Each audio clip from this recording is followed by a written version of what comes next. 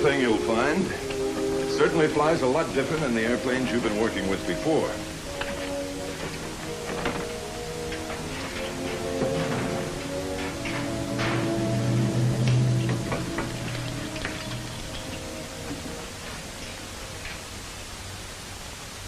When you get in the front seat, even with an instructor pilot in the rear, you must have full knowledge of the aircraft, its systems, emergency procedures, its capabilities, and limitations. It can pay off with your life sometime. How fast does the B-47 really go? What's the scoop on altitude? Does the swept-back wing really stall out easier? What's the range? Wait a minute, fellas. To fly the B-47 safely, you must learn it thoroughly. Believe me, you can't learn it overnight. So absorb all the training you can get. Absorb it thoroughly. Just sit down, fellas. I don't want to scare you. There's nothing mysterious about the B-47. It's a good plane, a safe plane, provided you know what you're doing at all times. It has some new features you're probably not familiar with. Features that will present you with some new problems. To let you meet the B-47 and get you familiar with some of these differences, well, let's go back a little in time. As you all know, in the evolution of weapons, instruments of offense and defense are continuously competing for superiority.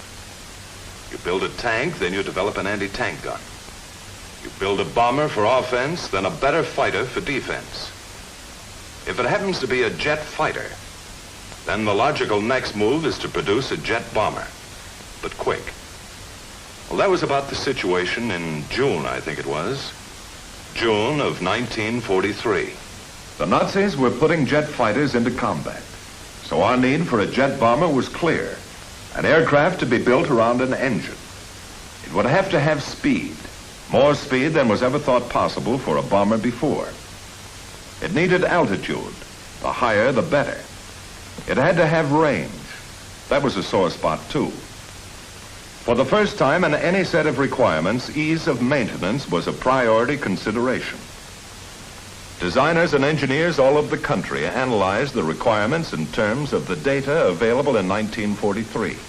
They worked with slipsticks, drafting boards, wind tunnels. It was common knowledge that the piston pounders of the day attained their optimum range and performance at a moderate speed and in the lower altitudes. One of the most discouraging features of the jet engine was its staggering fuel consumption. This generated some ulcer-provoking problems of range and extremely high gross weights. It was known that a jet engine would deliver its best performance near its maximum speed and at very high altitudes. It would also use less fuel operating under these conditions. In the first model, 4 jet engines were mounted on a thin version of a conventional straight wing. But a straight wing just didn't have enough speed advantage. To find a high-speed wing, the wind tunnel did a free beer business with all kinds of problems. Early data favored a clean wing, so the engines were fitted into the fuselage along with the fuel tanks. The wings still couldn't achieve enough speed. About this time, the Allied armies had conquered Hitler's Europe. Captured Nazi research data revealed that the Germans had developed a radical wing design, the swept wing. The plans indicated that the wing could withstand extremely high speeds. Wind tunnel tests confirmed this fact, but it also revealed some sobering problems of sweepback. By increasing the angle of sweep, you can increase the critical speed of the airfoil. But as you increase the angle of sweep, you decrease the span. Since the range of any airfoil is a function of span, they had to compromise to get the maximum of both speed and range. The wind tunnel and slide rule discovered problems of lateral control at the lower air speeds caused by the tendency of the outer portion of the swept wing to stall first. So the problems of lateral control were reduced by designing large aileron and flap areas. To keep the wing clean, the engines were kept in the fuselage along with the fuel. However, with this arrangement, an engine fire could be disastrous.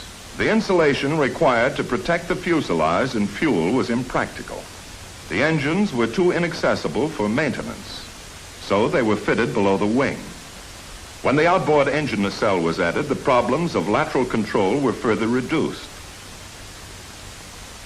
To keep the wing clean and thin, a variety of landing gear arrangements were tried. As the design progressed, the tandem gear came into the picture, retracting the main gear along the center line of the fuselage. This looked like the answer. In order to accept the high load factors imposed upon it during all flight conditions, the thin wing had to be extremely flexible. So the wing was designed to move through a 17-foot arc at the tip. The wind tunnel experiments on this flexible model were severe. The tunnel's wind currents worked the model over in every possible attitude of flight, subjecting it to every speed condition from the slowest up to disintegration. Here, engineers discovered some disadvantages of the swept wing, like additional weight for wing structure, tough problems of lateral control at low air speeds, longer takeoff and landing rolls due to the necessary high speeds. But the speed potential of a swept wing was worth accepting the disadvantages. By November 1945, the present configuration and arrangement was pretty well firmed up, and Boeing began to build 2 prototypes incorporating a 35-degree angle of sweep in the wing. On December 17, 1947, 44 years to the day after the Wright brothers made aviation an airborne reality at Kitty Hawk Beach, the jet bomber idea went on trial. The Stratojet was all set to try its wings, and they worked.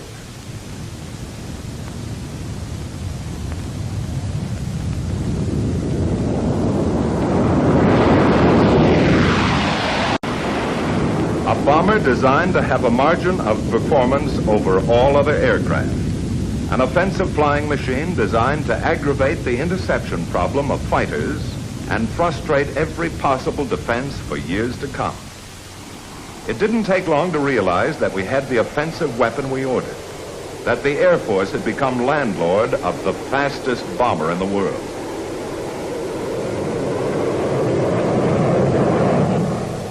The first airplanes that rolled off the assembly lines at Wichita were subjected to intensive tests by a composite group of Air Force specialists. They learned the airplane the hard way during extensive, sometimes merciless operational suitability tests. A lot of plain old hard work to learn if it was a safe airplane, how to maintain it, what supplies, facilities, and personnel were needed. The test program paid off in a big way for the Air Force. Sizable dividends in knowledge and experience. For instance, they learned some very important facts about landing. Don't land the front gear first. If you do, the rear gear is forced down and the airplane is flying again at a dangerous angle of attack. Under normal conditions, don't pull the drag chute in the air, because it will decelerate the plane into a stall condition and may prove dangerous if the plane is too high. The chute can correct for many things in a landing, such as drifting in a crosswind, bounce on landing, or too fast an approach. However, it should not be used as a pilot error corrective measure. With their test, the men of the project were able to discover many of the shortcomings and limitations of the B-47 early, so that the manufacturer could correct for them and minimize the modifications necessary on the mass production model. Here's a bird that will perform successfully if you, the people who will make the decisions at the controls, will only spend the effort to learn and adapt to a new set of flying problems and characteristics. That's your mission. When you've completed that mission, you'll be B-47 crew members yourselves. You know, the B-47 is a pretty outstanding airplane on the ground, too. It's covered with maintenance access panels to help the men behind the flying crews to do their jobs in less time than previous bombers required. Packing that handy drag chute is no problem either. It's almost as easy as putting dirty clothes in a barracks bag. Your B-47 needs an amazing volume of fuel for a long-range operation. In a jet airplane, fuel is a critical item. Every phase of your mission plan, range, endurance, as well as takeoffs and landings, gives fuel quantity a high priority. So your cockpit fuel gauges read in pounds and not in gallons. This lets you know at a glance the weight of the fuel available in your tanks, and what's more important, the amount of power you have to complete your mission. Now that you're here to become B-47 crew members, it won't be long until you find out for yourselves that operating a B-47 is an elaborate and serious enterprise. So you plan seriously for every detail of the mission. Just keep in mind that with the high speed and limited fuel, your mission plan for this aircraft has to be right the first time. Now, actually, a B-47 mission plan is less complicated, but a lot more critical than mission plans for the aircraft you have been flying. Anyone who has flown the airplane on a few missions will tell you that you can get the complete advantages out of every feature of the B-47 if you will plan every phase of its operation. In the air, you know you're going to be your own flight engineer. Even so, planning your missions in a B-47 is really simpler than with previous bombers. You don't have the old string of problems like cowl flaps, mixture controls, manifold pressure, and so forth. But you do have some new problems to consider with the airplane. And you'll have the solution right with you, as standard an item as your oxygen mask and crash helmet. If you're serious with your mission plan, it's like a guarantee in writing that you'll be getting the maximum performance out of the airplane. There's only one altitude for the best range. Since it's based largely on gross weight, your mission plan figures the fuel you're going to use for taxi and takeoff, and during climb to altitude. In order to maintain your optimum altitude at all times, you allow for the rapid decrease in gross weight by use of a climbing flight plan. But with a serious approach to your mission planning, you can pretty accurately estimate all the variables and get the maximum performance from every feature of the airplane. To guarantee that you'll be around to collect some of those fogies you're building up, don't be in too big a hurry when you get out to the airplane. It's never a bad idea to start things off discussing the status of the airplane with the crew chief. He won't be around if you need him upstairs. Flying this brute makes large demands on all the plane driving experience you've ever logged. So don't slough off anything on that exterior inspection.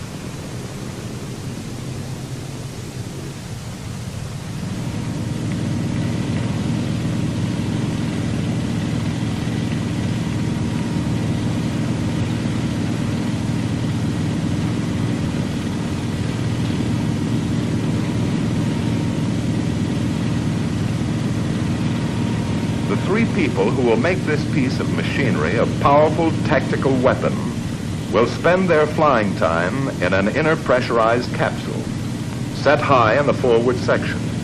The cockpit checklist is designed to save time and fuel on the ground, because every minute the engine runs on the ground cuts a big chunk off your flying range. To complete the cockpit check requires interphone conversation between the three crew members and the man on the ground. Let's have an interphone check. Co-pilot ready. Navigator all set. Ground crew ready. Ready to check surface control. Boost off. Right aileron up. Left aileron down.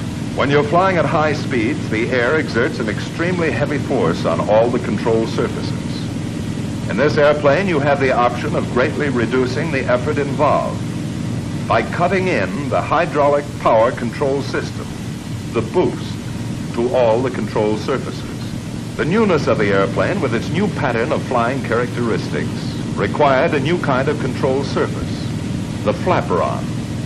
They're practically identical to the flaps in every way, but their function is unique. They're available to minimize and perhaps eliminate a potentially serious problem of maneuvering the B-47.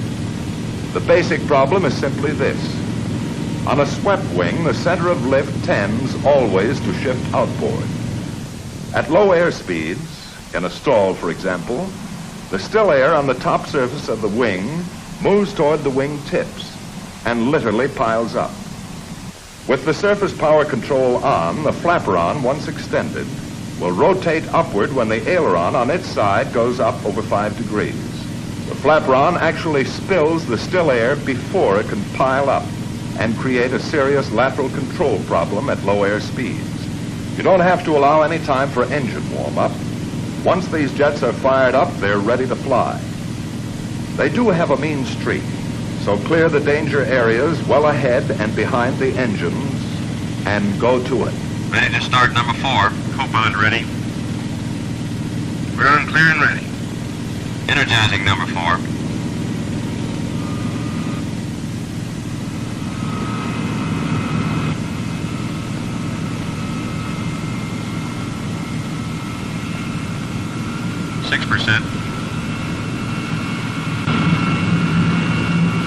Start on forward.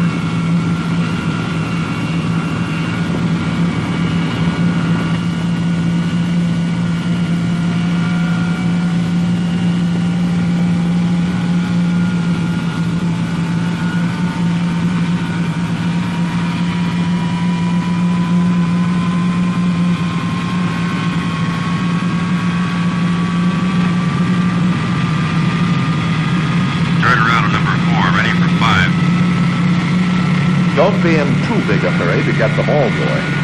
There's no easier way to wash out a jet engine than poor starting technique.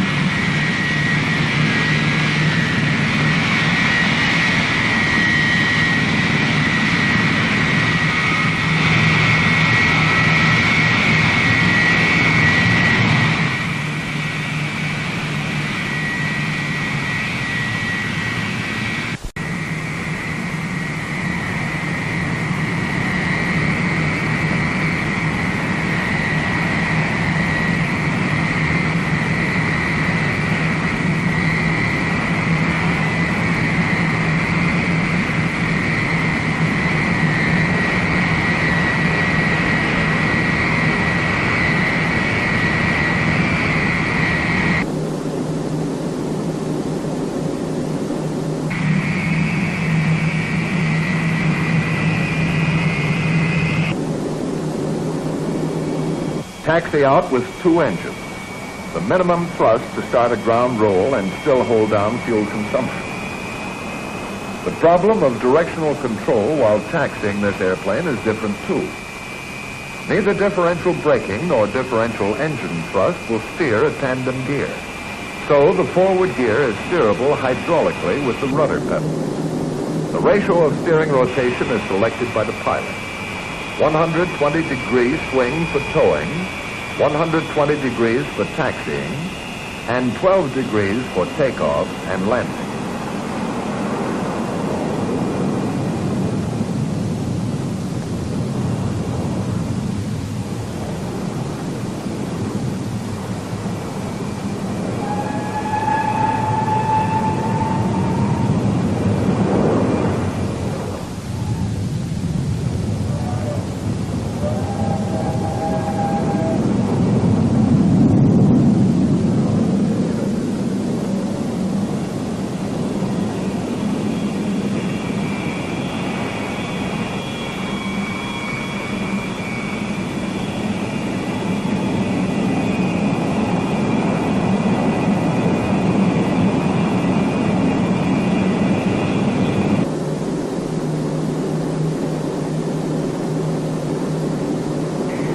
Once you're lined up on the runway, all you need is a final check and power for the takeoff roll.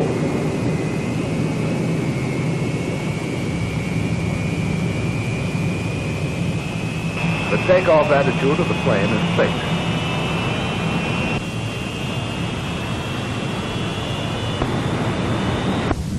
You always take off and land with full flaps. In a crosswind, you'll use some aileron to keep from lifting. The flap rods will be in there pitching too. You can't pull it off. When it's good and ready, the plane will fly off by itself.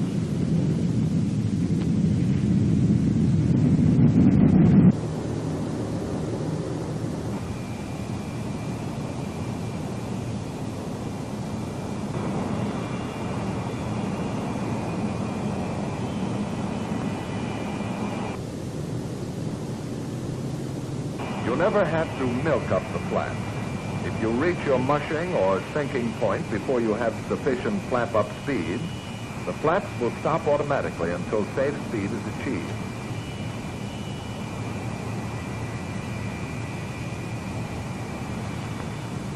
Because of the inefficiency of jet engines at low air speeds, the plane requires a considerably longer ground roll. The airplane was designed to have a maximum gross takeoff weight of over 180,000 pounds. Gross weight, runway elevation, and outside air temperature have a large effect on takeoff distance. So, under certain conditions, the B-47 needs some sort of assistance for takeoff. In your mission plan, you determined your optimum speed for firing the units. When you're ready, they fire simultaneously by a single switch.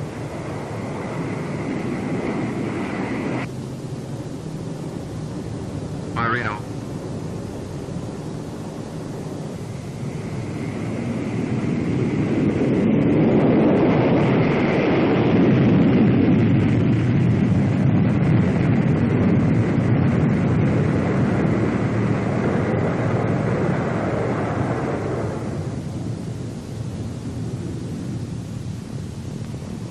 Your fuel consumption can be 3 times as great at sea level as at high altitude.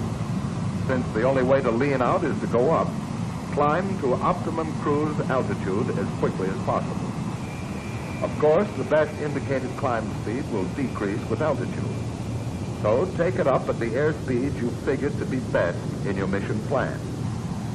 From here on, there are only 2 things that will affect range: your throttle and your altitude. At altitude, you'll get the maximum range and performance out of the airplane by following the gradual climbing flight path you sketched in your mission plan. So after leveling off, stay at a constant Mach number and a pretty constant power setting. There's something else you're going to appreciate about this airplane. Danger from engine fire is greatly minimized. For one thing, all the fuel aboard is in the fuselage. So if you ever have a fire, all you need to do is cut off the flow of the fuel to the engine and isolate the engine with the fire button, and the fire should go out. No CO2 required. In a B-47, you're flying the fastest and safest means of round-trip transportation from a forward base to any target in the world. Speed and altitude are your principal defense. You have a comfortable margin on almost everything else that flies. Many times on your missions, you're going to want it to operate as close to the speed of sound as possible. Practical and safe. There's an interesting point about that.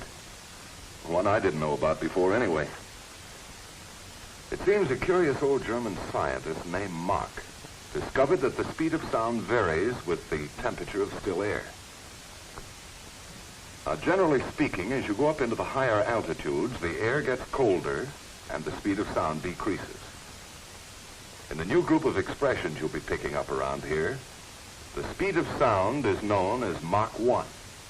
Your B-47 is built to safely approach a certain percentage of Mach 1. Knowing how to operate within your allowable percentage is going to help you become one of those ripe old pilots someday. The percentage you are allowed is about as critical as your paycheck. As a matter of fact, your critical speed is called your critical Mach number. The airplane has a purposeful instrument called a Mach meter, which calibrates your true airspeed in terms of Mach.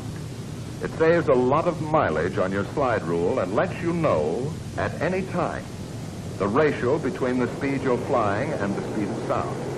For example, at 0.75 Mach, you're moving along at 75% of the speed of sound at your altitude. B-47 stall characteristics are good.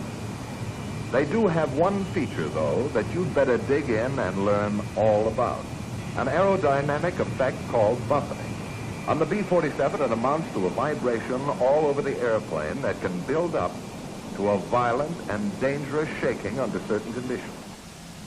It starts when the smooth airflow across the airfoils begins to separate in any stall. As the flow separation increases, drag increases rapidly, and the airplane begins to buffet. If it gets to an advanced stage, the controls become ineffective. In a high-speed stall, advanced buffeting means that you're on the edge of serious trouble because you're approaching your critical Mach number. All airplanes have a critical Mach number, but very few have the power to reach such a high speed. But the B-47 has more than enough power to reach its critical Mach. To get the most efficient use of the airplane's capabilities, you have to fly at a speed that is very close to your critical Mach number. You can slip the B-47 right up next to its critical Mach limit and either cruise there safely or clobber yourself. It's your own personal choice to make. If you ever do get in trouble, here's what's happening. As a multi-engine jet jockey, you have to fly inside a couple of rigid speed curves. On one side, your stall speed increases with altitude. On the other, high-speed buffeting speed decreases with altitude. The higher you go, the narrower the operational range gets between a high and low-speed stall in level flight. It's possible to reach an altitude where you will stall out in level flight. If you do get up against your critical Mach number and into buffeting, it takes time to back off. To slow down in a reciprocating airplane, normally all you had to do was either decrease power or climb. But in a jet airplane, to minimize the possibility of flameout, your minimum RPM automatically gets higher with altitude. So at the higher altitudes, even with the throttles back to idle, you will be cruising at a very high RPM. To climb would only put you farther into the corner. Because of pilot fatigue on the return from a mission or pilot error anytime, you can lose track of Mach number and the other variables until you have too much of all of them on your hands. For safety reasons, you have to keep an eye on the key instruments all the time. Of course, the best idea is to realize well in advance that you are approaching your critical Mach or stall speed and plan ahead. Letdown brings up another new group of special problems for solution. In order to avoid the enormous fuel consumption of low altitudes, you'll maintain your cruising altitude much closer to your destination point than in a prop-driven aircraft, practically over your home base. The main landing gear has over twice the total drag of the airplane. They act as your dive brakes. The rear gear and outriggers can be lowered at very high indicated airspeed. The front gear is lowered as soon as the aircraft has decreased speed to below 174 knots. Just hold the best indicated airspeed you estimated in your mission plan and come on down. As you approach your landing base, you spend a minute or two checking your fuel and computing your gross weight at the landing point. Once you've figured it out, you can determine your safest approach and touchdown speed. Many times you'll enter the pattern with full flaps and start slowing down as early as the downwind leg. Slowing the B-47 down, even in a power-off condition, is a time-consuming operation because there's no prop drag to help you, and the airplane is so clean. We have some pretty strong reasons for a well-calculated approach and landing. Remember this. Every 5 knots of excess airspeed costs you 1,000 feet of runway.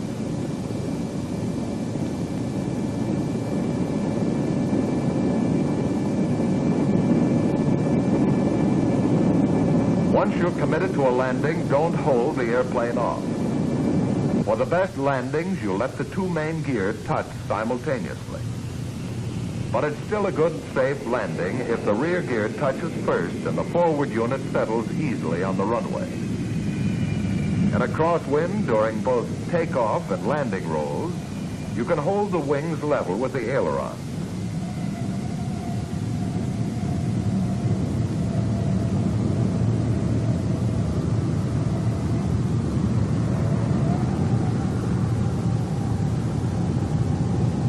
Jet engines produce a sizable thrust, even at idle RPM setting. It takes about twice as long to go from idle to 100% as from 50% to 100%. So maintain about 50% RPM until you're certain of landing or going around. Remember, there's no lift across the wing from propellers. So if it's necessary to refuse a landing, decide it as early as possible and open the throttle.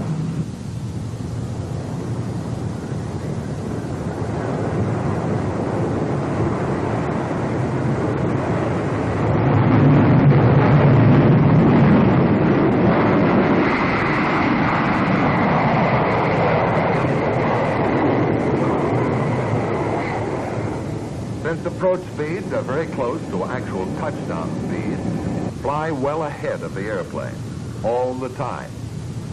The jet engine slow reaction time doesn't allow you the privilege of last-minute decisions. Plan ahead. Remember, if your decision to go around is too late, you'll have to allow the plane to touch the runway after you apply full throttle.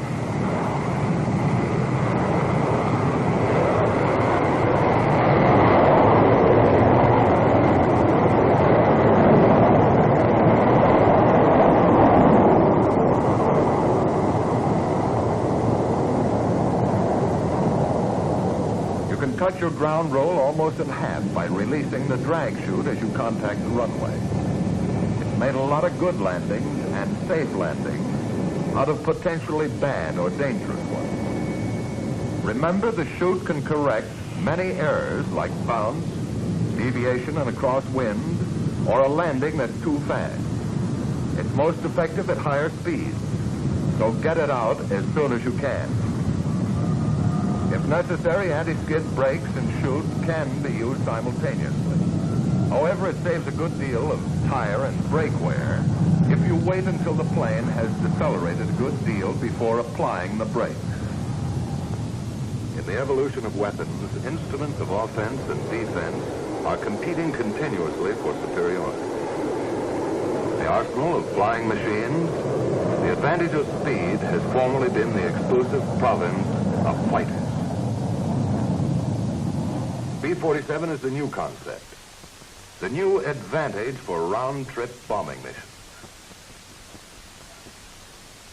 For a long time to come, the B-47 will be the best answer, possibly the best solution, for the largest problems of delivering bombs to targets and getting flight crews home safely.